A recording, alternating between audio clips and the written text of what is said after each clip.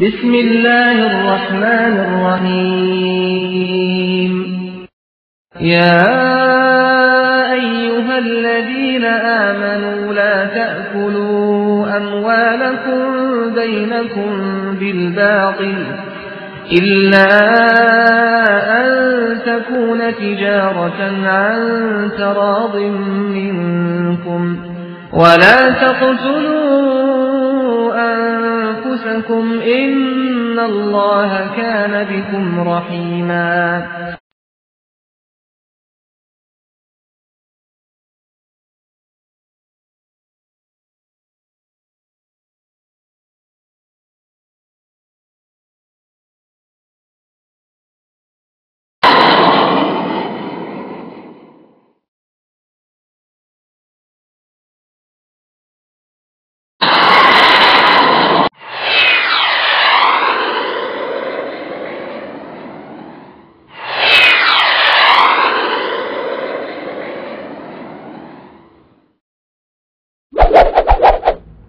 اسی طرح بے شک حرام واضح ہے، حلال بھی واضح ہے۔ دودھ پینا حلال ہے بشرطی کہ چوری کا نہ ہو، گوشت کھانا حلال ہے، حلال چیزیں واضح ہیں آپ کے سامنے۔ حرام واضح ہے، زنا حرام ہے، سود حرام ہے، چوری حرام ہے، ڈاکہ حرام ہے، بدکاری حرام ہے۔ حرام بھی واضح ہے اور حلال بھی واضح ہے، اور ان دونوں کے درمیان کچھ امور مشتبہات ہیں، کچھ امور چھپے ہوئے ہیں جو نہ واضح حلال ہے نہ واضح حرام ہے۔ تو ان کے بارے میں کیا اللہ کے نبی فرماتے ہیں بہت سارے لوگ ان کو نہیں جانتے۔ جو ان امور سے بچا رہا اس نے اپنے دین اور اپنی آبرو کو بچا لیا۔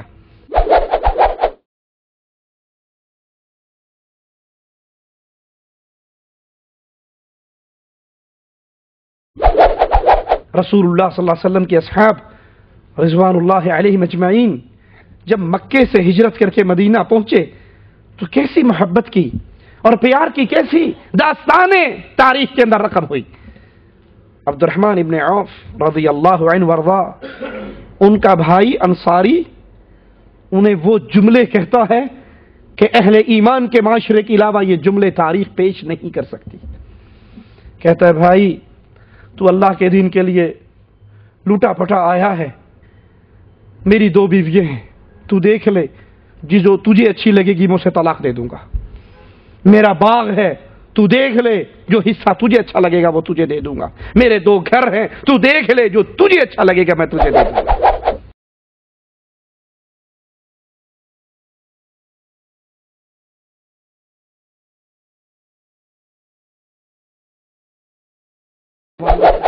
یوم یفر المرء من اخیہ وامہ وابیہ وصاحبته وبنیہ لکل امرئ منہم یومئذ شأن یغنیہ۔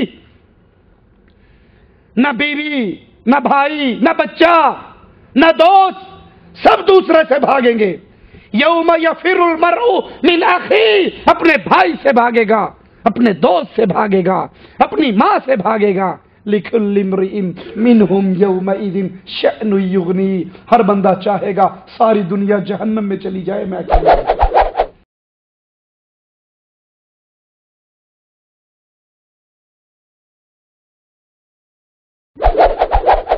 کسی مسلمان سے کہو زنا کے بارے میں اس کے جذبات پوچھو، وہ آپ کو بڑا باغیرت نظر آئے گا۔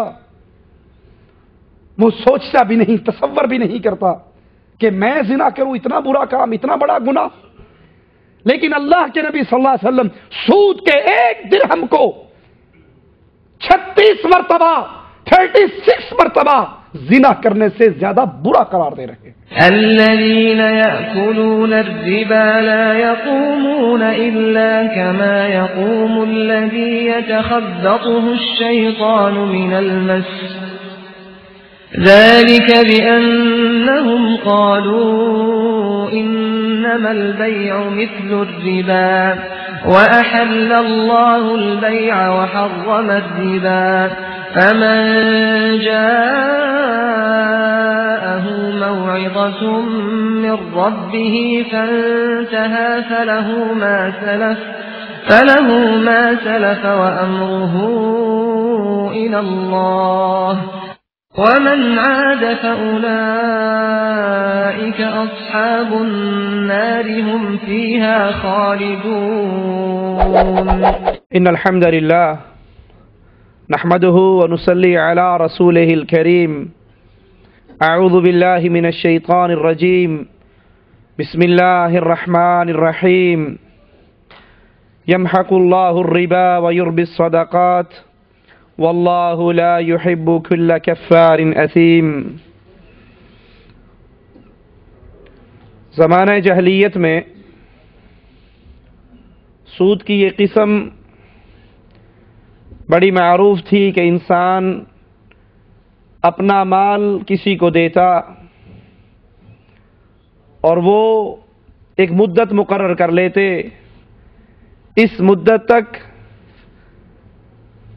پیسہ لینے والا صاحب مال کو ماہانہ کچھ نہ کچھ پیسہ دیتا رہتا، اس کا پیسہ بھی آتا رہتا اور راس المال اصل پیسہ وہ اپنی جگہ پہ برقرار رہتا.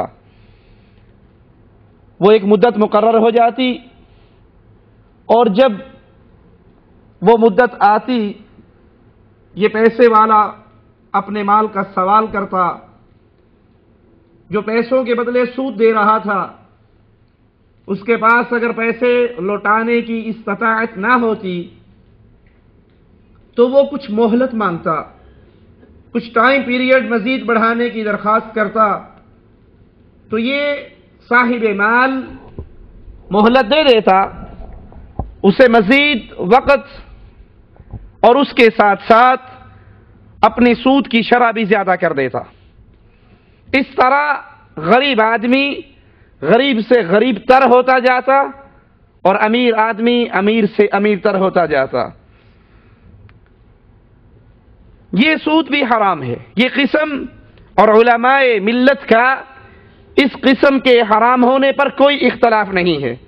صحیح مسلم میں ہے، ابو صالح سے روایت ہے، وہ کہتے ہیں میں نے ابو سعید خدری رضی اللہ عنہ وارضاہ سے سنا، دینار دینار کے بدلے اور درہم درہم کے بدلے برابر لیا جائے، جس نے زیادہ دیا یا زیادہ لیا اس نے سودی معاملہ کیا. آپ نے کسی کو پیسہ دیا، دینار دیے، درہم دیے، تو جب واپس لوٹانے کا وقت آیا تو آپ نے جتنا وصول کیا ہے اتنا ہی لوٹانا ہے.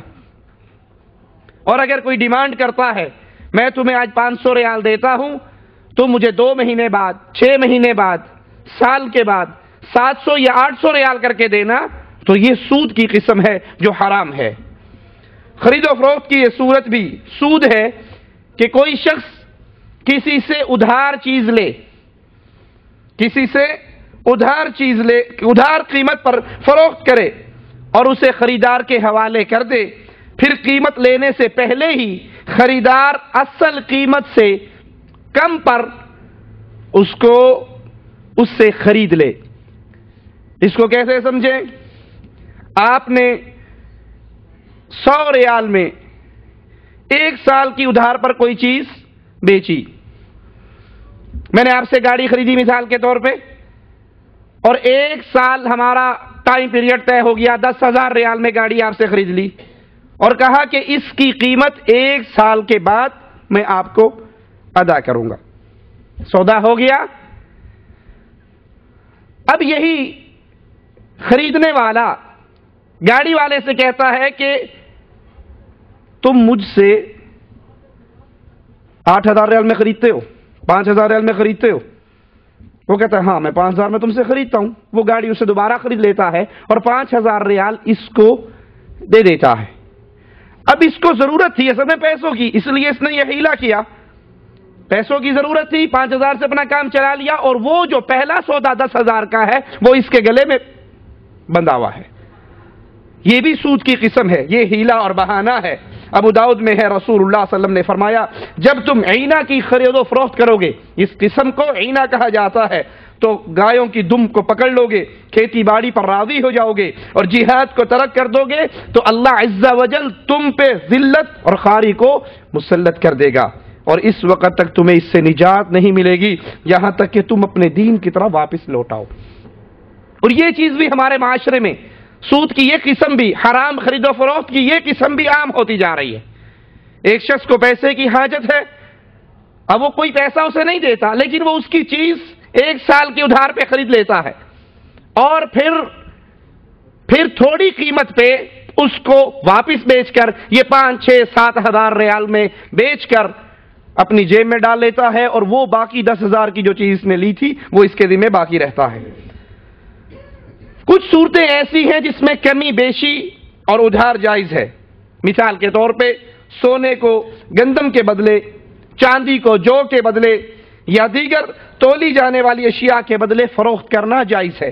سونے کو گندم کے بدلے، چاندی کو جو کے بدلے یا تولی جانے والی چیزیں جتنی ہیں ان کے بدلے فروخت کرنا جائز ہے۔ علماء امت کا اتفاق ہے کہ جنس مختلف ہونے کی صورت میں کمی بیشی جائز ہے، بشرطی کہ نقد ہو، ہاتھوں ہاتھ ہو، ایک ہاتھ سے آپ دے رہے ہو اور دوسرے ہاتھ سے آپ لے رہے ہو۔ جیسے 1 سا گیہوں 2 سا جو کے برابر کے بدلے فروخت کرنا، اگر یہ نقد ہے تو کوئی حرج نہیں، یہ جائز ہے۔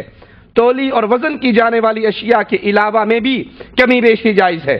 مسند احمد میں ہے، عبداللہ بن عمر بن عاص رضی اللہ عنہ وارضاہ سے روایت ہے، فرماتے ہیں رسول اللہ صلی اللہ علیہ وسلم نے مجھے اپنے پاس موجود چند اونٹوں پر سوار کر کے ایک لشکر روانہ کرنے کا حکم دیا۔ میں نے ان اونٹوں پہ لوگوں کو سوار کیا تو کچھ لوگ ایسے رہ گئے کہ اونٹ ختم ہو گئے، سواری نہ رہی اور لوگ ابھی تک موجود ہیں۔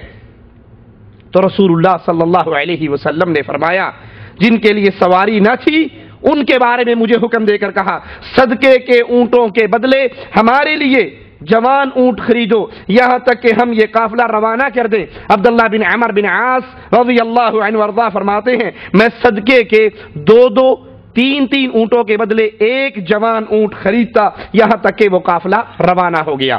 پھر کہتے ہیں جب صدقات آئے، صدقے کے مال سے خریدا تھا نا، جب صدقات آئے تو رسول اللہ صلی اللہ علیہ وسلم نے ان اونٹوں کو واپس لوٹا دیا، ان کو ادا کر دیا۔ حکم دیا کہ 2، 3 کے بدلے 1 خریدو، تو 2 اونٹ دے کر 1 جوان اونٹ لے لیا گیا، اور جب صدقے کا مال آیا تو یہ اونٹ ادا کر دیے۔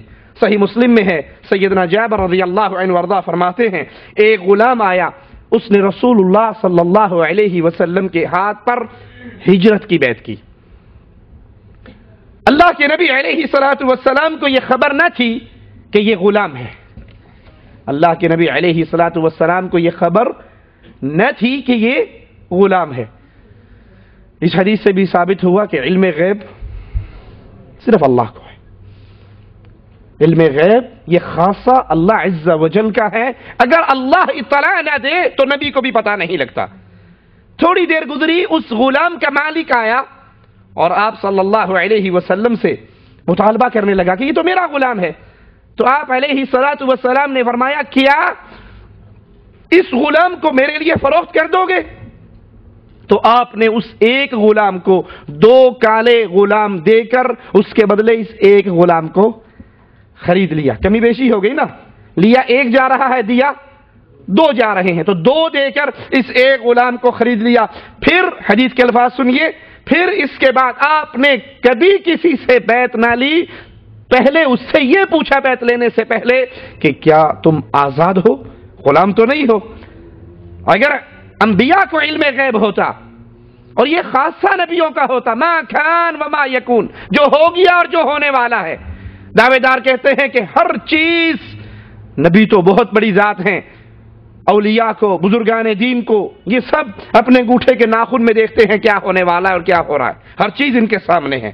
تو اگر یہ بات سچی ہوتی تو یہ حدیث کے یہ الفاظ اس کو کیسے سمجھے کہ رسول اللہ صلی اللہ علیہ وسلم بیعت لینے والے سے پوچھ رہے ہیں کہ تو غلام تو نہیں ہے؟ اگر نبی کو علم غیب ہوتا تو یہ سوال کرنے کی حاجت نہ ہوتی۔ اس حدیث میں 1 غلام کو 2 غلاموں کے بدلے فروخت کرنے کا جواز ہے، خواہ قیمت متفق ہو یا مختلف۔ بشرطی کہ خرید و فروخت ادھار نہ ہو بلکہ نقد ہو۔ اسی طرح حیوان کے بدلے حیوان کو کمی بیشی کے ساتھ اور ادھار فروخت کرنے کے مسئلے میں بھی جواز راجع ہے۔ اللہ کے نبی صلی اللہ علیہ وسلم نے 2 3 اونٹوں کے بدلے 1 اونٹ خریدا، اور وہ بھی ادھار خریدا۔ جب صدقے کے اونٹ آئے تو آپ نے اس کو ادا کر دیا۔ امام بخاری رحمہ اللہ اپنی صحیح میں بیان فرماتے ہیں ابن عمر کے اس قول کو کہ انہوں نے 4 اونٹوں کے بدلے 1 سواری اس شرط پر خریدی کہ سواری کے مالک کو وہ 4 اونٹ مکہ اور مدینہ کے درمیان ایک بستی ہے، اس جگہ پر میں آؤں گا اور وہاں پر تم کو وہ ادا کیے جائیں گے۔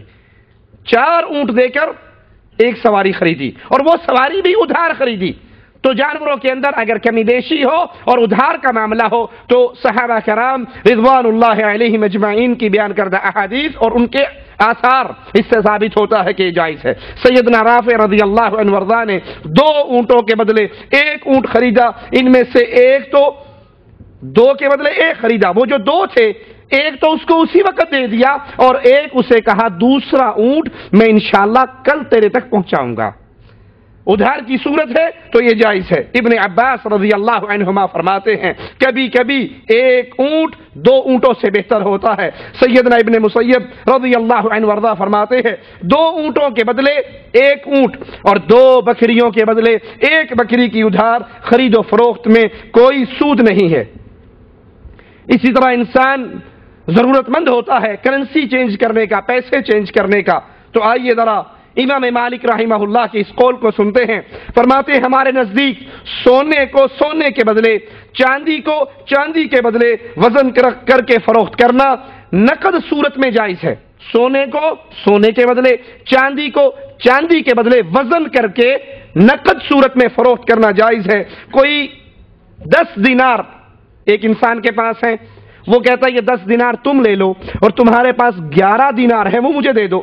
اب 10 دینار اور 11 دینار کو جب تولا جاتا ہے تو وزن برابر ہے، وزن برابر ہو اور ادھار نہ ہو، نقد ہو تو اس میں کوئی حرج نہیں، بھلے عدد میں کمی بیشی ہو جائے، تعداد میں کمی بیشی ہو گئی نا، ایک کے پاس 10 ہے اور ایک کے پاس 11 ہے، وہ 10 دے کر 11 لے رہا ہے، عدد تو بڑھ گیا اس کا، نوٹ تو زیادہ ہو گئے لیکن وزن برابر ہے، مالیت برابر ہے، قیمت برابر ہے۔ لہذا سونے کو سونے کے بدلے اور چاندی کو چاندی کے بدلے فروخت کرنے میں اعتبار وزن کا ہوگا، تعداد کا نہیں۔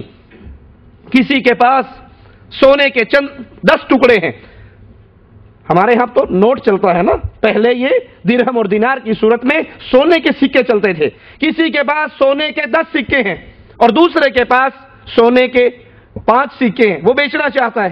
اگر یہ 10 اور 5 وزن میں برابر ہیں، تعداد میں تو فرق ہے لیکن اگر یہ وزن میں برابر ہے اور نقدن یہ سودا کیا جائے تو کوئی حرج نہیں۔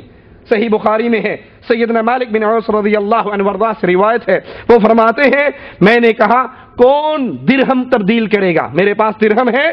حضرت مالک فرماتے ہیں میں نے اعلان کیا میرے پاس درہم ہے، کون درہم چینج کرے گا، تبدیل کرے گا؟ تو حضرت طلحہ بن عبید اللہ رضی اللہ عنہ وارضاہ جو کہ عمر بن خطاب رضی اللہ عنہ وارضاہ کے پاس موجود تھے، انہوں نے کہا ہمیں اپنا سونا دکھائیے، آپ کی جو درہم ہے جو سونا ہے وہ ہمیں دکھائیے، جب میرا خادم آئے گا تو اس کے بدلے وہ چاندی میں آپ کو دے دوں گا۔ یہ سونا لے کر سونے کے بدلے چاندی دی جا رہی ہے، لیکن اب یہاں پر فرق کیا ہے ذرا باریک ملاحظہ کیجئے، اپنا سونا ہمیں دیجئے دکھائیے، جب میرا خادم آئے گا تو پھر میں آپ کو اپنی چاندی آپ کے حوالے کر دوں گا۔ تو عمر بن خطاب رضی اللہ عنہ وارضاہ کہنے لگے اللہ کی قسم ہرگز نہیں، اللہ کی قسم ہرگز نہیں، یا تو اس کی چاندی ابھی اس کو واپس کرو، اس کی چاندی سونا لے کے تم چاندی دے رہے ہو تو یہ نہیں ہو سکتا کہ تم سونا اپنے قبضے میں لے لو اور چاندی میں ادھار کر لو، یا تو اس کی چاندی اس کو ابھی دے دیجئے یا ان کا سونا ان کو ابھی واپس لوٹا دیجئے، کیونکہ میں نے رسول اللہ صلی اللہ علیہ وسلم سے سنا تھا آپ نے فرمایا چاندی سونے کے بدلے سود ہے الا یہ کہ ہاتھوں ہاتھ ہو، نقد ہو۔ اگر اس میں ادھار ہوگا تو اللہ کے نبی علیہ الصلوۃ والسلام فرماتے ہیں چاندی سونے کے بدلے سود ہے، الا یہ کہ ایک ہاتھ سے دو اور ایک ہاتھ سے لو، گیہوں کے بدلے گندم کے بدلے سود ہے، الا یہ کہ ایک ہاتھ سے دو اور ایک ہاتھ سے لو، جو کے بدلے سود ہے، کھجور کے بدلے سود ہے، الا یہ کہ ایک ہاتھ سے دو اور ایک ہاتھ سے تم لو۔ اس میں ادھار رسول اللہ صلی اللہ علیہ وسلم کی حدیث کے مطابق جائز نہیں۔ حضرت طلحہ بن عبید اللہ کو چونکہ اس حدیث کا علم نہ تھا، حضرت عمر رضی اللہ عنہ وارضاہ کے بتانے پر انہوں نے تبدیلی کے اس ارادے کو بدل دیا۔ لیکن حدیث کی روح سے کرنسی چینج کرنے کا ہمیں ثبوت ملا کہ اگر کسی کے پاس 10 ٹکڑے سونے کے ہیں اور وہ 5 ٹکڑوں کے بدلے بدلنا چاہتا ہے، تعداد میں فرق واقع ہو گیا لیکن مالیت ان کا وزن برابر ہے، تو اس میں کوئی حرج نہیں۔ صحیح بخاری میں سفیان بن عیینہ وہ عمر سے، وہ ابو المنہال سے روایت کرتے ہیں، انہوں نے فرمایا میرے شریک کار نے موسم حج تک ادھار چاندی فروخت کی، پھر میرے پاس آ کر مجھے خبر دی تو میں نے کہا ایسا کرنا درست نہیں۔ اس نے جواب میں کہا کہ میں نے تو بھرے بازار کے اندر یہ چیز سیل کی ہے، فروخت کی ہے، کسی نے میرے اوپر تنقید نہیں کی اور کسی نے مجھے نہیں روکا، کسی نے مجھے نہیں سمجھایا، میں نے بھرے بازار کے اندر یہ چیز فروخت کی ہے۔ تو وہ کہنے لگے کہ اس طرح کرنا جائز نہیں۔ پھر میں برا بن عازب رضی اللہ عنہ وارضاہ کے پاس آیا اور ان سے یہ مسئلہ دریافت کیا تو انہوں نے بھی یہی فرمایا کہ اللہ کے نبی صلی اللہ علیہ وسلم مدینے تشریف لائے، ہم اس طرح کا کاروبار کیا کرتے تھے، ادھار پر چاندی کو بیچ دیا کرتے تھے، تو رسول اللہ صلی اللہ علیہ وسلم تشریف لائے تو آپ نے فرمایا جو ہاتھوں ہاتھ نقد ہو اس میں کوئی حرج نہیں، اور جو ادھار ہے وہ سود ہے۔ جو ہاتھوں ہاتھ نقد ہو اس میں کوئی حرج نہیں، لیکن جو ادھار ہے وہ سود ہے۔ حضرت زید بن ارقم کے پاس جاؤ، وہ مجھ سے بڑے تاجر ہیں، ان سے جا کر پوچھو، تو یہ کہتے ہیں میں پھر زید بن ارقم رضی اللہ عنہ وارضاہ کے پاس گیا، ان سے سوال کیا تو انہوں نے بھی اس کا یہی جواب دیا۔ صحیح بخاری میں ہے رسول اللہ صلی اللہ علیہ وسلم نے فرمایا چاندی کے بدلے چاندی، سونے کے بدلے سونے کی خرید و فروخت سے اللہ کے نبی نے منع فرمایا مگر برابر۔ اگر سونا دے کر آپ سونا لے رہے ہو اور وزن میں برابر ہے تو کوئی حرج نہیں، چاندی دے کر چاندی لے رہے ہو وزن میں برابر ہے تو کوئی حرج نہیں۔ یہاں سونے اور چاندی کی خرید و فروخت پر اعتبار وزن کا ہے، تعداد مختلف ہو جائے تو کوئی حرج نہیں۔ اور ہمیں حکم دیا کہ ہم چاندی کے بدلے سونا اور سونے کے بدلے چاندی جس طرح چاہیں خریدیں۔ صحیح بخاری میں ہے کہ رسول اللہ صلی اللہ علیہ وسلم نے سونے کو چاندی کے بدلے ادھار فروخت کرنے سے منع فرما دیا، سونے کو چاندی کے بدلے ادھار سیل کرنے سے، فروخت کرنے سے منع کیا۔ اب یہ حدیثیں آپ نے سنی، آئیے دیکھتے ہیں ان حدیثوں سے کیا باتیں ہماری سمجھ میں آئی۔ چاندی کو نمبر 1، چاندی کو چاندی کے بدلے اور سونے کو سونے کے بدلے تبدیل کرنا جائز ہے بشرطی کہ تبدیلی بالکل برابر ہو اور ہاتھوں ہاتھ ہو، نقد ہو۔ سونے کو چاندی کے بدلے اور سونے کو سونے کے بدلے تبدیل کرنا جائز ہے، خرید و فروخت جائز ہے۔ شرط کیا ہے؟ پہلی شرط کہ ان کی مالیت، ان کا ویٹ، ان کا وزن برابر ہونا چاہیے۔ دوسری شرط کیا ہے؟ وہ نقد ہونا چاہیے۔ نمبر 2، سونے کو چاندی سے اور چاندی کو سونے سے تبدیل کرنا جائز ہے بشرطی کہ تبدیلی ہاتھوں ہاتھ ہو، نقد ہو، ادھار کا معاملہ نہ ہو۔ رہی سونے اور چاندی میں کمی بیشی اس طور پر کہ وزن میں سونا چاندی سے یا چاندی سونے سے زیادہ ہو تو اس میں کوئی ممانعت نہیں، شرط یہ ہے کہ یہ سارا معاملہ انسان نقد میں کرے، ادھار میں نہ کرے۔ سونا سونے کے بدلے یا چاندی کے بدلے یا سونا چاندی کے بدلے یا چاندی سونے کے بدلے خریدنے اور فروخت کرنے میں ادھار مطلقاً جائز نہیں۔ آپ نے سودا کیا، 10 گرام سونا دے رہے ہیں، اس کے بدلے میں آپ چاندی لے رہے ہیں، تو اگر ایک چیز ادھار ہے تو یہ آپ کا یہ سودا فاسد ہے، یہ سودا درست نہیں ہے۔ اگر دونوں چیزیں آپ کے پاس موجود ہیں اور دونوں اپنی ملکیت میں، اپنے قبضے میں لے لیتے ہیں تو وہ درست ہے۔ چنانچہ کوئی شخص کیشیئر سے سونے کی کرنسی سونے ہی کی دوسری کرنسی سے تبدیل کرنا چاہے اور دونوں میں سے ایک اپنی کرنسی دوسرے کے حوالے کر دے اور دوسرا اپنی کرنسی کی ادائیگی میں تاخیر کرے، بعد کا وعدہ دے کہ پھر دوں گا، ادھار کرے، تو ایسا کرنا جائز نہیں، کیونکہ حدیث کی جو شرط ہے کہ ہاتھوں ہاتھ نقد آپ کی ملکیت میں وہ چیز آ جائے۔ آج کل جتنا کاروبار ہوتا ہے وہ ملکیت کے بغیر ہی ہوتا نا، پیپر کے اوپر. کہیں ہاؤسنگ سوسائٹی بنتی ہے، نہ زمین کا وجود ہے نہ کسی اور چیز کا وجود ہے، پلاٹ وہاں پہ 10 ہیں اور فارم اس کے اتنے بک گئے. اب وہ کاغذوں کے اندر ہی چیز، بیچنے والا اس سے 20,000 کا پیپر خرید رہا ہے، آگے 40 میں بیچ رہا ہے. اس 20 والے نے بھی اپنے قبضے میں نہیں لیا. 40 والا لاکھ کا بیچ رہا ہے، اس کو بھی نہیں پتا پلاٹ کہاں ہے، اس نے بھی اپنے قبضے میں، وہ انٹرنیٹ سے یا کاغذی کاروائی سے اس چیز کو سیل کر رہے ہیں. اور حدیث میں خرید و فروخت کی بنیادی شرط کیا ہے؟ وہ چیز آپ کی ملکیت میں آ جائے، آپ کے قبضے میں آ جائے. ان تمام باتوں کے ساتھ مسلمان کے لیے ایک بنیادی بات وہ کیا ہے کہ شبہات سے دور بچے، دور بھاگے، شبہات سے بچے. جو چیز واضح، دو ٹوک، اوپن، کھلی ہوئی، واضح حلال نظر آ جائے، اس کے اندر جس طرح مرضی تصرف کریں، خریدیں، بیچیں. لیکن جہاں پر شک و شبہات ہو، جہاں پہ معاملات چھپے ہوئے ہو، تو وہاں سے اپنے آپ کو دور رکھیں. صحیح بخاری میں ہے، حضرت نعمان بن بشیر رضی اللہ عنہ وارضاہ سے روایت ہے، وہ فرماتے ہیں میں نے رسول اللہ صلی اللہ علیہ وسلم کو فرماتے ہوئے سنا، بے شک حلال واضح ہے. جو حلال چیز ہے اس میں کوئی شک ہے. اسی طرح بے شک حرام واضح ہے، حلال بھی واضح ہے. دودھ پینا حلال ہے بشرطی کہ چوری کا نہ ہو، گوشت کھانا حلال ہے، حلال چیزیں واضح ہیں آپ کے سامنے. حرام واضح ہے، زنا حرام ہے، سود حرام ہے، چوری حرام ہے، ڈاکہ حرام ہے، بدکاری حرام ہے. حرام بھی واضح ہے اور حلال بھی واضح ہے. اور ان دونوں کے درمیان کچھ امور مشتبہات ہیں، کچھ امور چھپے ہوئے ہیں جو نہ واضح حلال ہے نہ واضح حرام ہے. تو ان کے بارے میں کیا اللہ کے نبی فرماتے بہت سارے لوگ ان کو نہیں جانتے. جو ان امور سے بچا رہا اس نے اپنے دین اور اپنی آبرو کو بچا لیا. جو چیز واضح نہیں ہے، اوپن نہیں ہے، اس سے جو بچا رہا، اللہ کے رسول صلی اللہ علیہ وسلم کیا گارنٹی دے رہے ہیں؟ اس نے اپنے دین کو بچا لیا، اس نے اپنی آبرو، اپنی عزت کو بچا لیا. اور جو ان امور میں پڑ گیا وہ حرام میں جا واقع ہوا، بالکل اس چرواہے کی طرح جو اپنی بکریاں دوسری زمین والے کے کنارے کنارے پہ چلا رہا ہے. بھئی تیری زمین اتنی کھلی ہے تو اندر چرا، وہ زمین کے بارڈر پہ چراتا ہے اور ساتھ بارڈر دوسرے کی چراگاہ کا ہے. تو ممکن ہے نا کوئی بکری ادھر سے منہ مار لے، ممکن ہے کوئی بھینس اس کی ادھر چلی جائے اور اس کا چارہ خراب کر دے.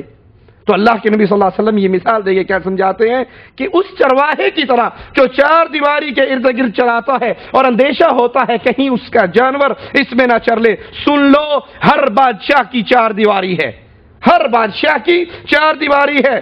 اور یعنی بندشیں ہیں، چار دیواری سے مراد بندشیں ہیں، پابندیاں ہیں. اس نے یہاں ڈیڈ لائن دی ہوئی ہے، یہاں آپ کو پابند کیا ہوا ہے، یہ نہیں کرنا، یہ نہیں کرنا.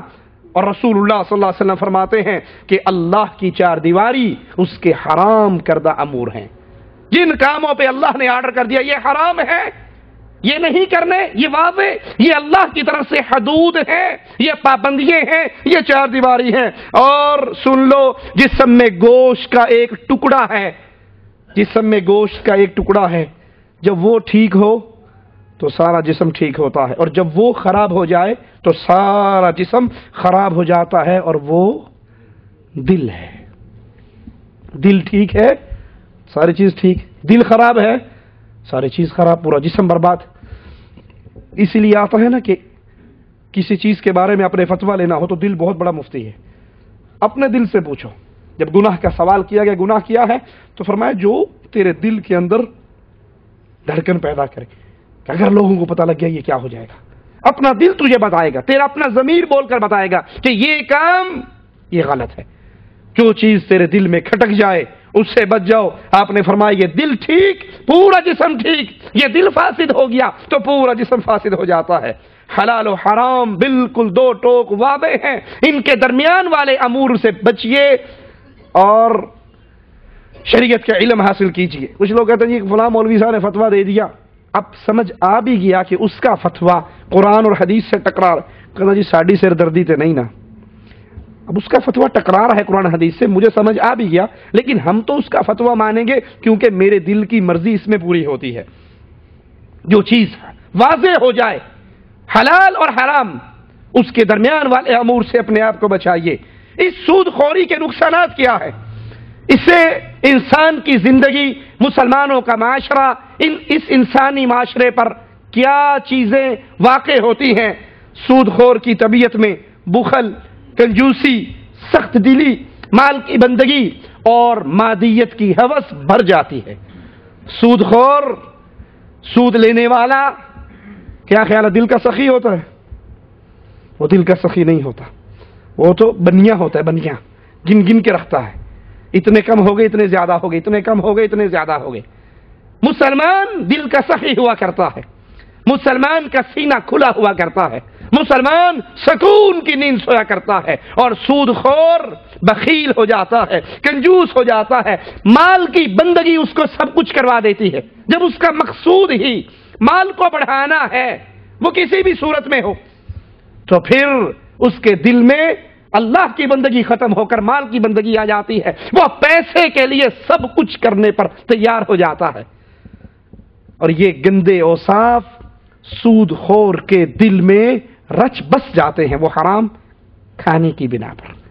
مسلمان کی کیفیت یہ نہیں ہوتی، بلکہ مسلمان اپنے بھائیوں پر رحم کرتا ہے، مسلمان اس کا سینہ اپنے بھائی کے لیے وہی چیز پسند کرتا ہے جو وہ اپنے لیے پسند کرتا ہے۔ ارے مسلمان تو بہت دور کی بات ہے، ایک مسلمان کا پڑوسی اگر کافر بھی ہو، وہ اس کے ساتھ بھی اچھا سلوک کرتا ہے، اس کی طبیعت میں اتنی فراخی ہوتی ہے۔ عمر بن عبدالعزیز رحمہ اللہ کے بارے میں آتا ہے، ان کے پڑوس میں ایک یہودی آباد تھا، تو کسی نے کہا کہ یہ مکان اپنا بیچ دو۔ اس یہودی سے کہا ہاں 2000 درہم کا یہ مکان میں بیچتا ہوں۔ تو خریدنے والے نے کہا کہ اس کی قیمت تو 2000 درہم نہیں ہے، یہ تو 1000 درہم کی مالیت ہے اس مکان کی، تم 2 کیوں مانگ رہے ہو؟ کہا 1000 درہم مکان کی قیمت ہے اور 1000 درہم عمر بن عبدالعزیز کے پڑوس کی قیمت ہے۔ یہ وہ آدمی ہے جس کے پڑوس میں رہتا ہوں، خوشی آتی ہے اپنے بچوں کو پہناتا ہے تو میرے بچوں کو بھی پہناتا ہے، کھانے کو آتا ہے اپنے گھر میں اپنے بچوں کو کھلاتا ہے تو پڑوسی کا حق بھی ادا کرتا ہے۔ لیکن کیا خیال ہے سود خور کی یہ کیفیت ہے؟ سود خور دعائیں کرتا ہے اللہ کرے کسی غریب کا باپ مرے، کیوں؟ یہ مرے گا انڈیا پاکستان کے مولوی پہنچ جائیں گے، ختم نہ کروایا تو تیرا باپ گیا، کروا ختم۔ اسے پتا ہے اس کے پلے میں کچھ نہیں، وہ راستہ دکھاتے ہیں، وہ بنیا بیٹھا جا اس کے پاس، وہ سود خور کے پاس جاتا ہے اور اس سے کہتا ہے کہ بچہ پیدا ہوا تھا 2000 روپے خوشی پہ لگائے تھے، آج باپ مرا ہے، اگر 5000 نہ لگائے تو برادری میں ناک گئی۔ یہ ناک اتنی لمبی ہو گئی مسلمانوں کی، اللہ رحم فرمائے، کہ ہر مسئلے میں ناک کٹنے کا ڈر ہے۔ اسلام جانے کا کوئی ڈر نہیں، سنت جانے کا کوئی ڈر نہیں، اللہ کی ناراضگی کا کوئی ڈر نہیں، رسول اللہ کی دشمنی کا کوئی ڈر نہیں، یہ ڈر ہے کہ ناک نہ کٹے، معاشرے کے اندر میری عزت، میری جھوٹی عزت، میرا جھوٹا وقار برقرار رہے۔ اور یاد کر لو یہ منہج ابو بکر صدیق کا نہیں ہے، بلکہ یہ منہج ابو طالب کا ہے، اس کو بھی ناک کی فکر تھی، اس نے بھی کہا تھا اخترت النار علی العار، میں ناک نہیں کٹوا سکتا، جہنم برداشت کر لوں گا۔ وہ پہنچ جاتا ہے جناب ختم کرواؤ 3 دن کا، 7ویں دن کا، 9ویں دن کا، 10ویں دن کا، 40ویں کا، کل کا۔ کہتا پیسے کوئی نہیں، وہ کہتا وہ بیٹھا ہے، اس سے 10,000 روپے لے آؤ اور پھر سود در سود دیتے رہنا، مولوی کا پیٹ بھی چلتا رہے گا، اس کا پیٹ بھی چلتا رہے گا۔ تو سودی معاملہ کرنے والا انسان بخیل ہو جاتا ہے، کنجوس ہو جاتا ہے، دل اس کا گناہوں کی وجہ سے سیاہ ہو جاتا ہے، پھر اس کے دل میں کسی کے لیے رحمت کے جذبات نہیں آتے۔ اور ان رحمت کے جذبات سے ملتا کیا ہے؟ حدیث میں آتا ہے ایک شخص مالدار تھا، خوشحال تھا، وہ لوگوں کو قرضہ دیا کرتا تھا، اور جب اس کے کرندے مقروض کے پاس جا کر اس کی تاریخ پہ پیسے مانگتے کہ قرضہ واپس کرو، اور اگر کوئی قرضدار یہ کہہ دیتا کہ اس مہینے گنجائش نہیں ہے میں بعد میں دوں گا، اور یہ آ کر رپورٹ کرتے مال والے کو کہ جس سے قرضہ لینا تھا ہم اس کے دروازے پہ گئے ہیں، اس نے ہمیں نہیں دیا، اس نے کہا میرے پاس گنجائش نہیں، وہ کہتا ہے چھوڑ دو اس کو مہلت دے دو، ہو سکتا ہے بیچارے کے پاس نہ ہو سکتا ہے یہ واقعی کمزور ہو، اس کو معاف کر دو، جب اس کے پاس ہوگا تو لوٹا دے گا۔ اللہ عز و جل نے اس مال والے کی زندگی کے سارے گناہوں کو معاف کر دی. کہا یہ میرے بندوں کو معاف کرتا رہا اور میں تو رحمان الرحیم ہوں. اور وہ یہ لفظ کہا کرتا تھا اس کو معاف کرو, ہو سکتا ہے اللہ اس کے بدلے ہمارے گناہوں کو معاف کر دے. کیا سودی معاملہ کرنے والے کے دل میں یہ جذبہ آ سکتا ہے؟ وہ کہے گا اس کے پاس نہیں ہے, ٹھیک ہے اسے گو 10% اور. گاڑی لینے والے نے اس مہینے کی بینک کی قسط ادا نہیں کی, مکان بنانے والے نے قسط ادا نہیں کی, تو بینک اس کے ساتھ, وہ سودی کاروبار کرنے والے اس کے ساتھ رحمت کا معاملہ نہیں کرتے, بلکہ اس پہ اور پرسنٹیج چڑھ جاتی ہے اور اس کے اوپر پلنٹی لگ جاتی ہے اور جرمانہ لگ جاتا ہے. وہ پلنٹی, وہ جرمانہ, وہ سود کا نام بدلا گیا ہے, حقیقت میں وہ سود ہے جو ہر مہلت لیٹ ہونے کی وجہ سے اس کے اوپر چڑھتی رہتی. سود کا سماجی نقصان یہ ہے کہ جس معاشرے میں سودی معاملہ ہوتا ہے وہ گرا ہوا گندا معاشرہ ہے, جس کے افراد آپس میں تعاون نہیں کرتے, بلکہ خوشحال طبقے کے افراد تنگ دست افراد سے دشمنی اور بغض رکھتے ہیں اور غریب لوگ امیروں سے بغض رکھتے ہیں. ایسا ہوتا یا نہیں ہوتا؟ اور مسلمان معاشرے کے اندر کتنی محبت, کتنا پیار. رسول اللہ صلی اللہ علیہ وسلم کے اصحاب رضوان اللہ علیہم اجمعین جب مکے سے ہجرت کر کے مدینہ پہنچے تو کیسی محبت کی اور پیار کی کیسی داستانیں تاریخ کے اندر رقم ہوئی. عبد الرحمن ابن عوف رضی اللہ عنہ وارضا, ان کا بھائی انصاری, انہیں وہ جملے کہتا ہے کہ اہل ایمان کے معاشرے کے علاوہ یہ جملے تاریخ پیش نہیں کر سکتی. کہتا ہے بھائی تو اللہ کے دین کے لیے لوٹا پٹا آیا ہے, میری 2 بیویاں ہیں, تو دیکھ لے جو تجھے اچھی لگے گی میں اسے طلاق دے دوں گا. میرا باغ ہے, تو دیکھ لے جو حصہ تجھے اچھا لگے گا وہ تجھے دے دوں گا. میرے 2 گھر ہیں, تو دیکھ لے جو تجھے اچھا لگے گا میں تجھے دے دوں گا. یہ اسلامی معاشرے میں مسلمان اگر وہ صاحب مال ہے, تنگ دست کے اوپر اس طرح محبت کرتا ہے, اس طرح رحم کرتا ہے اور معاشرہ اکائی بن جاتا ہے. اور جہاں سودی معاشرہ ہو, جہاں سود کا لین دین ہو, جہاں سود کا معاملہ ہو, وہاں آپس میں دشمنی ہوتی ہے, بغض اور عداوت ہوتی ہے, قتل و غارت ہوتی ہے, خودکشی تک معاملہ پہنچ جاتا ہے. عبد الرحمن ابن عوف رضی اللہ عنہ وارضا کہنے لگے اللہ تیرے مال میں, اللہ تیرے اہل و عیال میں برکت دے, دلونی علی سوق المدینہ, مجھے تو صرف اتنا بتا دو مدینے کا بازار کہاں ہے. کہتے ہیں مدینے کے بازار میں گیا, ایک شخص کھجوروں کا ڈھیر بیچ رہا تھا, میں نے اس سے وہ خرید لیا کہ پیسے تجھے اس کے بعد میں دوں گا, اور پھر میں نے اس کی چھوٹی چھوٹی ڈھیریاں بنائی, میں نے بیچنی شروع کر دی. شام کو مجھے بھی پرافٹ آ گیا, اصل مال اس کو لوٹا دیا, پیسے اپنے جیب میں ڈال لیے. کچھ ہی دن گزرے, رسول اللہ صلی اللہ علیہ وسلم نے عبد الرحمن ابن عوف رضی اللہ عنہ وارضا کے جسم پر خوشبو کے, زعفران کے کچھ آثار دیکھے تو پوچھتے عبد الرحمن یہ کیا ہے؟ کہ اللہ کے نبی میں شادی کر چکا ہوں. ابھی لوٹے پٹے آئے تھے, ابھی بغیر مال کے آئے تھے, خالی ہاتھ آئے تھے, تجارت کی, اللہ نے ایسی برکت عطا کی. کہتے اللہ کے نبی میں نے شادی کر لی. آپ نے کہا عبد الرحمن ولیمہ کرو, اگرچہ گنجائش نہ ہو تو 1 بکری ہی ذبح کر دو. یہ ہے مسلمانوں کا معاشرہ, یہ ہے اہل ایمان کا معاشرہ, جہاں دلوں میں محبتیں ہوتی ہیں, جہاں دلوں میں پیار ہوتا ہے. اور جب معاشرہ سودی معاشرہ بن جائے, سود کھانے والا, سود لینے والا, سود دینے والا, ہر کسی کی خواہش پوری کی جاتی ہے اس وجہ سے کہ بدلے میں مجھے کچھ ملے گا, اللہ کی رضا ختم, دلوں کی محبتیں ختم, تو اس لحاظ سے وہ معاشرہ گرا ہوا گندا معاشرہ بن جاتا ہے جو لوگوں کے خون کو چوستا ہے. سود کے معاشی نقصان, سود کا تعلق معاشی زندگی سے ہے جس میں مختلف شکلوں میں لوگوں کو کے درمیان قرض لین دین چلتا ہے, اور قرض کی کئی قسمیں ہیں, کئی طرح لوگ محتاج ہوتے ہیں.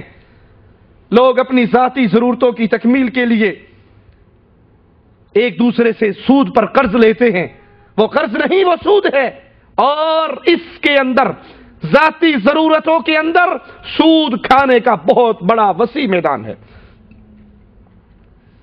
اللہ مسلمان کو جتنی چادر ہے اس کے مطابق پاؤں پھیلانے کی توفیق عطا فرمائے.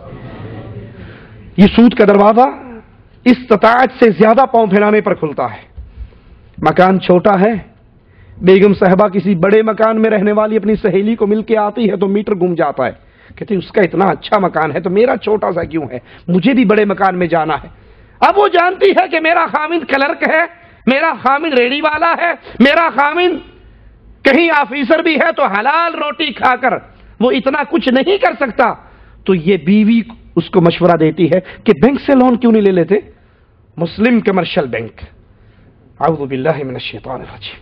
بینک کے ساتھ بھی مسلم اور اندر سارا سسٹم کافروں کا. یہ بینک لون دے رہا ہے گھر بنانے کے لیے، ان سے لون لیجئے، گھر بنائیے، ہماری بھی اچھی کوٹھی ہو، ہمارا سٹیٹس بھی ہائی ہو، ہم معاشرے کے اندر عزت کے ساتھ سانس لیں. اب اس چھوٹے سے پرانے محلے میں رہتے ہیں، بارشیں آتی ہیں تو گھٹنوں پانی کھڑا ہو جاتا ہے، بجلی اکثر غائب رہتی ہے، پانی اکثر غائب رہتا ہے. ہمیں اچھا اب ہمارا سٹیٹس ہائی ہوگا تو بچیوں کے رشتے خامد کو بہکانے کے لیے نا کئی دروازے ہیں. اگر نہیں مانتا دیکھو نا یہاں پر کون آئے گا، ہماری بچیوں کی شادیاں نہیں ہوں گی، ہم اچھی کسی سوسائٹی میں رکھتے ہوں گے، لوگ ہمارا سٹیٹس دیکھیں گے. اور یہ خامند اللہ اور اس کے رسول کے احکامات کو ٹھوکر مار کے بیگم صاحبہ کو راضی کرنے کے لیے مکان بینک سے لون لے کر بناتا ہے. اس کے پاس موٹر سائیکل ہے. یہ اللہ کی دی ہوئی اس نعمت پہ شکر ادا کرنے کی بجائے بیوی کی پٹیوں میں آ کر ایک گاڑی کے چکر میں پڑتا ہے. جیب اجازت نہیں دیتی کہ یہ گاڑی خرید سکے تو پھر وہی مشورہ ملتا ہے کہ بینک سے لون لے لو، کسی بنیے سے سود لے لو. اب یہ بیوی کو راضی کرنے کے لیے گاڑی بھی لے چکا ہے اور مکان بھی اچھا بنا چکا ہے، لیکن جب یہ سود در سود اتنا دب جاتا ہے تو اللہ کی قسم کتنے ہی وہ واقعات ہیں کہ یہ ظالم عورت اور اس کی اولاد ایک خامند اور باپ کے سائے سے محروم ہو جاتے ہیں. انسان اتنے سود کے نیچے دب جاتا ہے کہ وہ ادا کرنے کی طاقت نہیں رکھتا. کچھ ہی مہینوں پہلے میں نے خود کراچی کا ایک واقعہ پڑھا. ایک شخص نے بینک سے قرضے لے کر دکان چلائی، وہ نہیں چلی، کاروبار ختم ہو گیا. بینک نے پھر گنڈے پالے ہوئے ہوتے ہیں جو دھمکیاں دیتے ہیں، وہ اس کے گھر آئے اور اس کی عزت کو برباد کرنے کی دھمکی دے کر گئے، اور صبح وہ شخص اپنے ہی کمرے میں پنکھے سے رسی لٹکا کے لٹک گیا.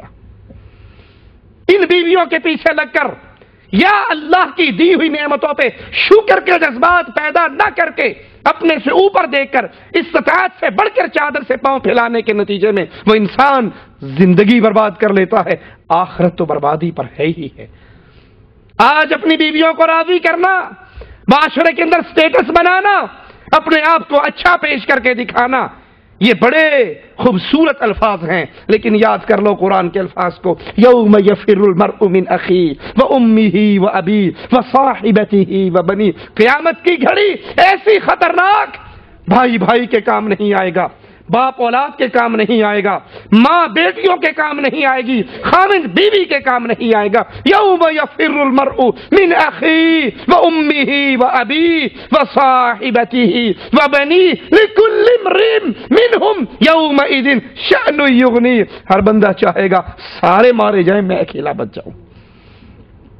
یہ سارے تعلقات جن کی بنیاد پہ اللہ سے دوستی خراب کر رہے ہو، اللہ سے رشتہ توڑ رہے ہو، اللہ کے دشمنوں کی صف میں کھڑے ہو رہے ہو، رسول کے دشمنوں کی صف میں کھڑے ہو رہے ہو، معاشرے کے اندر اپنی ناک اونچی کرنے کے لیے، 4 دن سکون کے گزارنے کے لیے، نہ بھولنا کہ قیامت کے دن یہ سارے رشتے، یہ سارا سٹیٹس سب برباد ہونے والا ہے اور کوئی کسی کے کام نہیں آنے والا. قرآن ہمیں اطلاع دیتا ہے جس کے الٹے ہاتھ میں نامہ اعمال مل گیا وہ کہے گا یا لیتنی لم اوت کتابیہ، اے کاش میری ڈائری مجھے نہ ملتی، ولم ادری ما حسابیہ، میرا نامہ اعمال مجھے پتہ نہ لگتا، حساب کا مجھے پتہ نہ لگتا. ہلاک عنی سلطانیہ، میری وہ چودراہٹ، میرا وہ ماڈل ٹاؤن میں گھر، میری وہ اچھی گاڑیاں، وہ سارا سٹیٹس برباد ہو کر رہ گیا. اور اگر انسان اللہ کی دی ہوئی نعمتوں پہ شکر کرے تو مالک کیا کہتا ہے؟ لأزیدنکم، اور زیادہ کروں گا. اور یہ شکر دل میں ایسا سکون پیدا کرتا ہے کہ سود خور کے دل میں ایسا سکون کبھی آ ہی نہیں سکتا.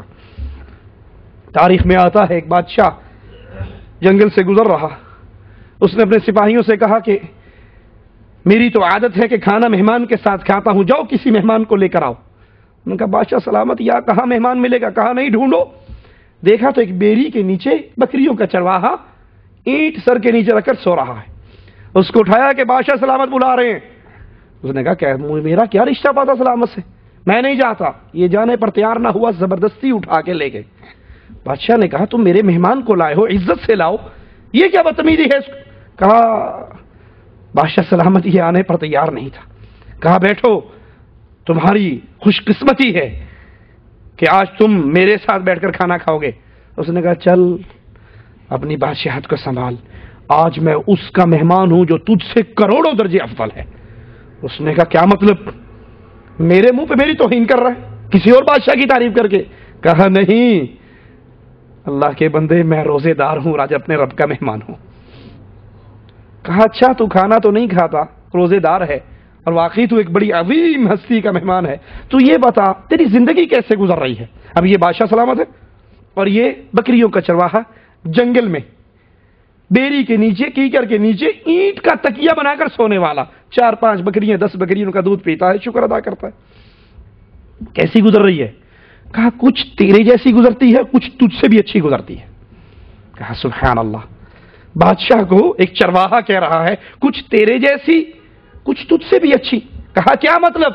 کہا جب میں سو جاتا ہوں نا، اور بادشاہ سلامت آپ بھی سو جاتے ہیں، بھلے میں کانٹوں پہ، پتھروں پہ، کنکریوں پہ سویا ہوا ہوں اور آپ ریشم پہ سوئے ہوئے ہوں، لیکن سونے کے بعد آپ کی اور میری کیفیت ایک ہو جاتی ہے۔ نہ آپ کو یہ شعور ہوتا ہے کہ میں ریشم پہ سو رہا ہوں، نہ مجھے یہ شعور ہوتا ہے کہ میں کانٹوں پہ سو رہا ہوں۔ سونے کے بعد نیند آئی تو ہم دونوں برابر، اور کچھ تجھ سے بھی اچھی ہے۔ کہا سبحان اللہ، کچھ مجھ سے بھی اچھی؟ کہا ہاں، جب میں اٹھتا ہوں اور تو اٹھتا ہے، تجھے اپنی پوری سلطنت کی فکر ہوتی ہے، مجھے 10 بکریوں کی فکر ہوتی ہے، یہ میری زندگی تیرے سے بھی اچھی ہے۔ جب انسان کو اللہ شکر عطا فرما دیتا ہے تو اس کے دل میں وہ سکون، وہ عظیم نعمت ہوتی ہے جو بڑے بڑے بادشاہوں کے دل میں بھی نہیں ہوتی۔ ایک اللہ کا بندہ اسی طرح بیت اللہ میں بیٹھا رب سے دعائیں کر رہا تھا، آنکھوں سے آنسو گر رہے تھے۔ وقت کا بادشاہ پیچھے بیٹھا تھا، قریب ہو کر کہتا ہے بھلے آدمی کیوں روتے ہو، مانگو جو مانگنا ہے، میں بادشاہ وقت ہوں، تمہیں عطا کر دوں گا۔ جواب میں کہتا ہے اس اللہ کے گھر میں بیٹھ کے تجھ سے مانگوں، اپنے رب سے بڑی حیا آتی ہے۔ وہ بادشاہ بھی بڑا ٹھیک ٹھاک آدمی تھا، اس نے کہا اچھا، پیچھے ہو کے بیٹھ گیا۔ یہ دعا ختم کر کے جب حرم شریف سے باہر نکلا، بیت اللہ سے باہر نکلا، تو بادشاہ جی بھی پیچھے پیچھے چل پڑے۔ اس دور کے بادشاہ، ان کا اخلاق باہر جا کر پکڑ لیا، کہا تو کہتا تھا اللہ کے گھر میں بیٹھ کے تجھ سے مانگوں شرم آتی ہے، اب تو ہم دونوں ہی اللہ کے گھر سے باہر آ گئے نا، کیوں رو رہا تھا؟ مانگ، کیا مانگتا ہے؟ کہنے لگا کیا مانگوں، دنیا مانگوں یا آخرت مانگوں؟ کہا بھلے آدمی، آخرت کا میں بھی اللہ کا ویسے محتاج ہوں جیسے تو محتاج ہے، میرے پاس تو دنیا کے 4 پیسے ہیں، یہ مانگ، یہ تجھے دے سکتا ہوں۔ کہا اللہ کے بندے، دنیا تو میں نے دنیا والے کے گھر میں بیٹھ کر نہیں مانگی، وہاں بھی آخرت کے لیے ہی رو رہا تھا۔ تو یہ سکون اہل ایمان کو نصیب ہوتا ہے۔ اگر سود خوری کی عادت پڑ جائے تو سود خور کے دل میں سکون نہیں رہا کرتا۔ وہ قرض جسے تاجر، صنعت کار، زمیندار اپنے سرمایہ میں اضافے کی منصوبہ بندی کے لیے خریدتے ہیں، اللہ نے زمین دی، ٹریکٹر کرائے کا لے کے اس کو ہل چلا رہا ہے، زمین سے کھیتی باڑی آ رہی ہے، اناج آ رہا ہے، اب اس کے دماغ میں شیطان ڈالتا ہے زمین تیرے پاس ہے، اب تو جو کرائے پہ ٹریکٹر لا کے اتنا خرچہ کرائے کا کسی اور کو دیتا ہے، اگر تیرا اپنا ٹریکٹر ہو، تیرے اپنے ہل ہوں، تیرے اپنے زرعی آلات ہوں، تو تیرا کتنا پیسہ بچ جائے گا۔ وہ کہتا ہے میرے پاس تو استطاعت نہیں۔ کہتا ہے ہم نے یہ نیشنل بینک کیوں کھولے ہوئے؟ ہم نے یہ بینک اسی لیے کھولے ہیں، یہ سود کے سارے کاروباری مرکز اسی لیے کھلے ہیں۔ اب وہ بینک سے ٹریکٹر لیتا ہے، وہ بینک سے زرعی آلات لیتا ہے سودی قسطوں کی شرط پہ، جس کو وہ سود در سود اس نے واپس لوٹانا ہے، اپنا کارخانہ چلانا ہے تو سود پہ قرضہ لیتا ہے، گھر بنانا ہے تو اب یہ اپنے مال کو زیادہ کرنے کے چکر میں اللہ کی دشمنی کا سودا کر رہا ہے، اور وہ مال بھی اس کا رسول اللہ صلی اللہ علیہ وسلم نے فرمایا تم میں سے کوئی پسند کرے گا اپنے غیر کے مال کو جمع کر کے اور حفاظت سے رکھے؟ کہا نہیں اللہ کے نبی، ہم تو اپنے مال کو جمع کرتے ہیں، اپنے مال کی حفاظت کرتے ہیں، کسی غیر کے مال کی ہمیں حفاظت کرنے کی کیا ضرورت ہے؟ فرمایا میرے صحابہ اپنا تو وہی ہے جو تم اللہ نام پہ دے دیتے ہو، لگا دیتے ہو، یہ تمہارا اپنا ہے۔ کچھ مال تم نے کھا لیا، ختم ہو گیا، پہن لیا، بوسیدہ ہو گیا، اور کچھ آگے اپنے اگلے جہان کے لیے بھیج دیا، یہ اور جو چوتھی قسم مال کی ہے وہ تمہاری، ادھر روح نکلے گی اور ادھر وارثوں کے اندر وہ تقسیم ہو جائے گا۔ وہ کہے گا میرا اتنا، میرا اتنا، ابا مجھے یہ دے کر گیا اور ابے نے میرے نام یہ کروایا۔ رسول اللہ صلی اللہ علیہ وسلم اپنے گھر میں آئے، بکری کا گوشت آیا ہوا تھا، حضرت عائشہ سے پوچھتے ہیں کیا بنا گوشت کا؟ کہنے لگی اللہ کے نبی سارا ہی بٹ گیا، ایک ران بچی ہے، صرف ایک ران بچی ہے، باقی سب بٹ گیا۔ عائشہ جو بٹا ہے وہ بچا ہے، یہ تو ہم کھا کے ختم کر دیں گے، جو ہم نے اللہ نام کو دے دیا وہ ہمارا ہے۔ اب یہ اپنا سرمایہ بڑھانے کے لیے، کارخانہ چلانے کے لیے، زمینداری کا سسٹم بنانے کے لیے سود پہ قرضے لے کر یہ کام کر لیتا ہے اور اس کی موت واقع ہو جاتی ہے۔ اس گناہ کی سزا تو قیامت کے دن یہ بھگتے گا اور مزے کوئی اور کریں گے۔ کتنی عقل کے خلاف یہ بات ہے۔ انسان کسی اور کو سکھ دینے کے لیے یا اپنی زندگی کے چند سانسوں کے لیے اس آخرت میں بربادی کا سودا کرے جہاں موت کبھی نہیں آنی، موت کو بھی موت آ جائے گی۔ قرضوں کی ایک صورت، ملک اور حکومتیں جو اپنے ملکوں کا نظام چلانے کے لیے دوسرے ملکوں سے قرضے لیتی ہیں، اور ان تمام قرضوں کا اینڈ دیوالیہ پن، تاحیات محرومی، تنگ دستی اس کے اندر واضح ہو جاتا ہے، کیونکہ یہ اللہ اور اس کے رسول کی اصولوں کے خلاف۔ اب کائنات تو اللہ نے بنائی ہے، مجھے اور آپ کو تو اللہ نے پیدا کیا ہے۔ اب ہمارے لیے کیا مناسب ہے، کیا غیر مناسب ہے، کیا ہمارے معیشت معاشرت کے لیے بہتر ہے اور کیا نقصان دہ ہے، اس کے فیصلے تو اللہ نے اپنی کتاب میں اتار دیے ہیں۔ اگر کوئی ان اصولوں کے خلاف چلے گا، وہ ایک انسان ہونے کے ناطے میں اپنے گھر بار میں چلوں، یا ایک تاجر ہونے کے ناطے کارخانے میں چلوں، یا ایک حکمران ہونے کے ناطے اپنے ملکوں میں اللہ کی مخالفت کروں، تو اس کا نتیجہ کبھی خیر اور بھلائی والا نہیں نکل سکتا۔ سود انسانی صلاحیت کو معطل کر دیتا ہے، کیونکہ سود خور کو بے روزگاری اور بیکاری سود ہی کے سبب حاصل ہوتی ہے۔ اگر اس کو یہ امید نہ ہو کہ کہیں سے مجھے سود پہ پیسہ ملے گا تو کیا خیال ہے، محنت نہیں کرے گا، مزدوری نہیں کرے گا، بھاگ دوڑ نہیں کرے گا، اور جب اسے پتا ہے کہ کہیں نہ کہیں سے جہاں سے مانگوں گا سود پہ مل جائے گا، ایک دفعہ لے کر کام تو چلاؤں نہ، بعد میں دیکھا جائے گا۔ اب وہ دیکھا جائے کرتے کرتے کرتے اتنے قرضوں کے نیچے دب جاتا ہے، نہ اس کا دین بچتا ہے، نہ اس کی عزت بچتی ہے۔ کسی کام کے بغیر لوگوں کے پاس مال کی بہتات ہو جاتی ہے۔ جس کے پاس پیسہ ہے وہ سود پہ لوگوں کو دے رہا ہے اور ان کا خون چوس رہا ہے، غریب غریب تر ہو رہا ہے اور امیر امیر تر ہو رہا ہے، اور اس امیر آدمی کے پاس گھر بیٹھے ٹانگ پہ ٹانگ رکھے آرام سے مزے سے بینک بیلنس کی رسید بڑھ رہی ہے، اور یہی فضول خرچی کا دروازہ کھولتی ہے، کیونکہ کمایا نہیں ہوتا نا، محنت نہیں ہوتی، خون پسینہ نہیں لگا ہوتا، تو پھر اس کے لیے اس کے دل میں اس مال کی قیمت بھی نہیں ہوتی، اور جس طرح آتا ہے ویسے ہی جاتا ہے۔ یہ یاد کر لیجئے، سود خور کا حال آپ دیکھ لیں، کہیں اور کسی حال میں ہو، وہ کبھی خوشی کی حالت میں نہیں ہوگا۔ اس کو سود کا مال آتا ہوا نظر آ رہا ہوگا، اتنے بڑھ گئے، اتنے بڑھ گئے، اتنے بڑھ گئے، میں نے پینشن لی اور بینک کے اندر فکس ڈپازٹ کروا دی، اب ہر مہینے ہر سال اس میں اتنا پیسہ اور آ رہا ہے، اور یہ بھول جاتا ہے کہ ہر امر تو اللہ کے ہاتھ میں ہے۔ ادھر سے مجھے 10,000 میرا سود آیا اور اللہ نے بیٹے کو کینسر کی بیماری لگا دی، اس پہ 2 لاکھ روپے لگ گئے، یہ نظر نہیں آتا۔ اللہ سے جنگ لوگے تو اللہ، جس کے لشکر اللہ ہی جانتا ہے، وہ کہیں پہ انسان کو لا کر اس کی سزا دے سکتا ہے۔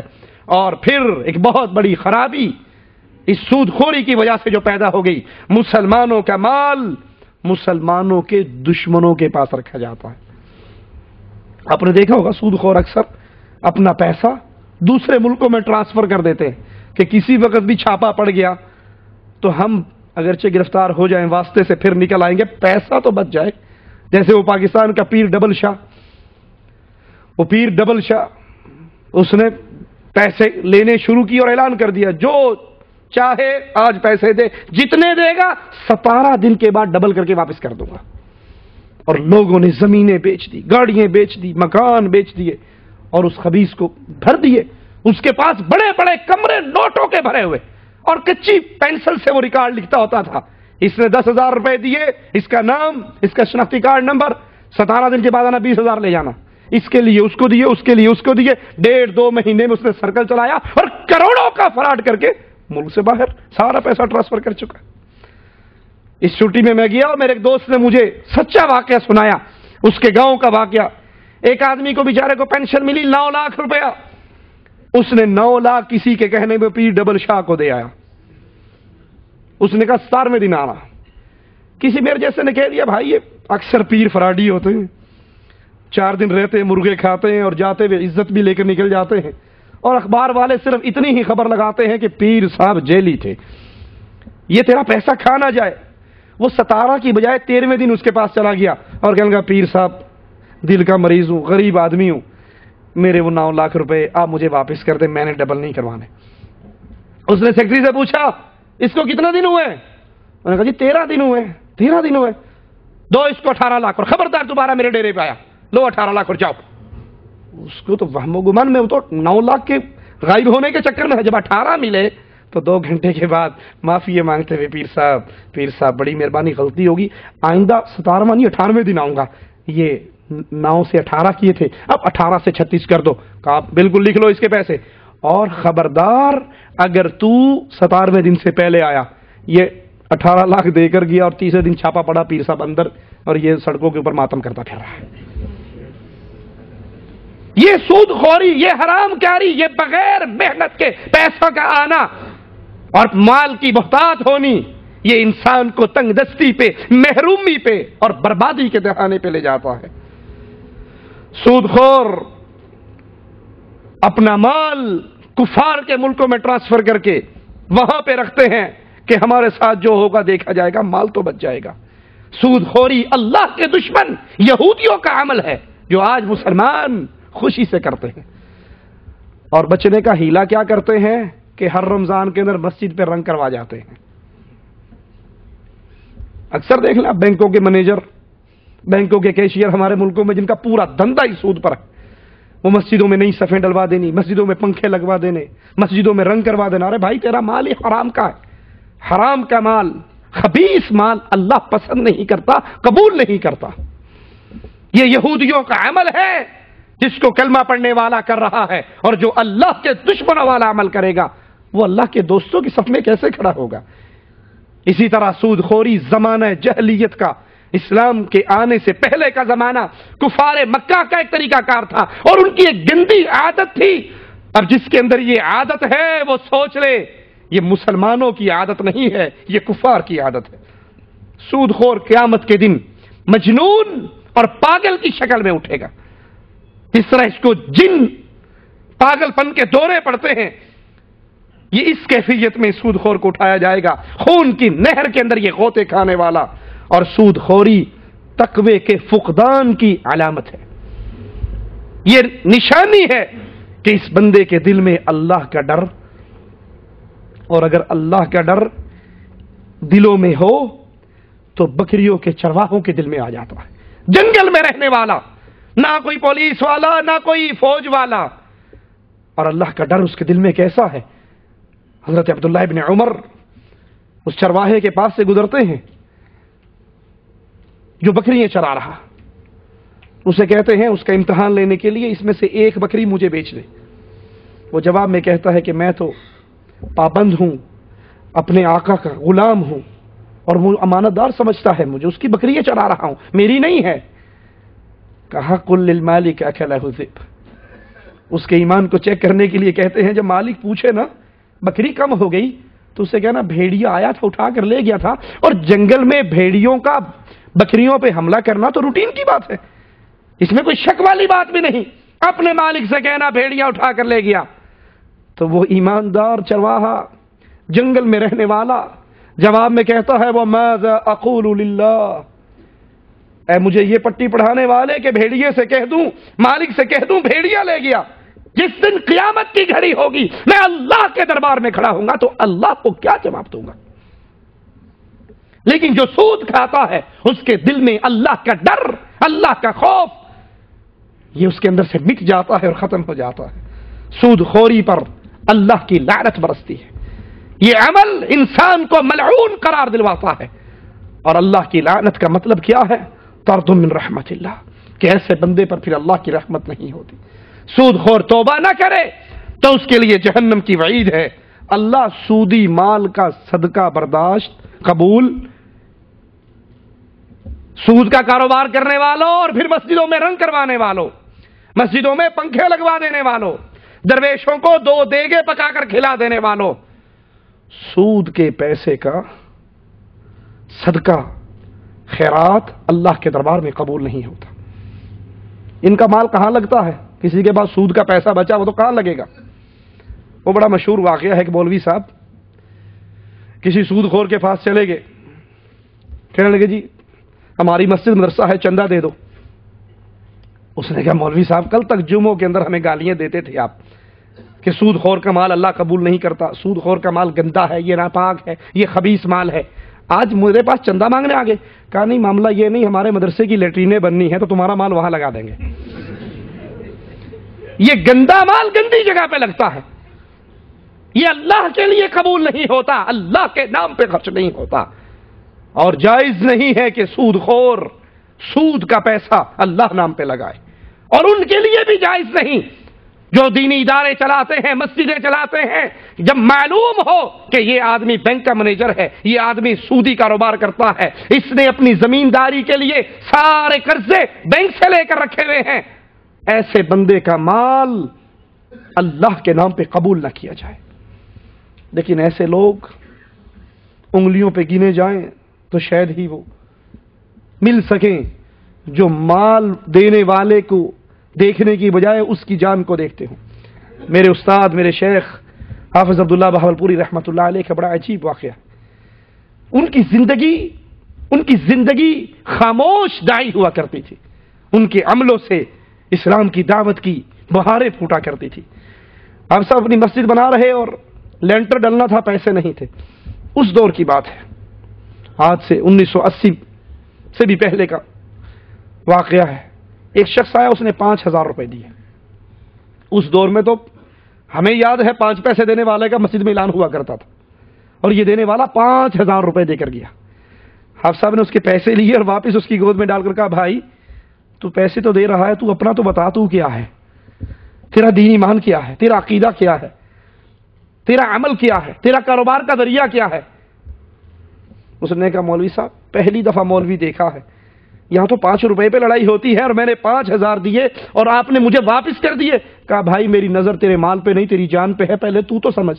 اگر تو مواحد ہے اللہ تیرا مال قبول کرے گا، اگر تیرا رزق حلال کا ہے اللہ تیرا مال قبول کرے گا، اور اگر تو مشرک ہے تب بھی اللہ نے قبول نہیں کرنا، اور اگر تیرا رزق حرام کا ہے تب بھی اللہ نے قبول نہیں کرنا۔ تیرا مال تجھے مبارک، پہلے اپنی جان کی فکر کر، جان کو بچا پھر مال بھی دے دینا۔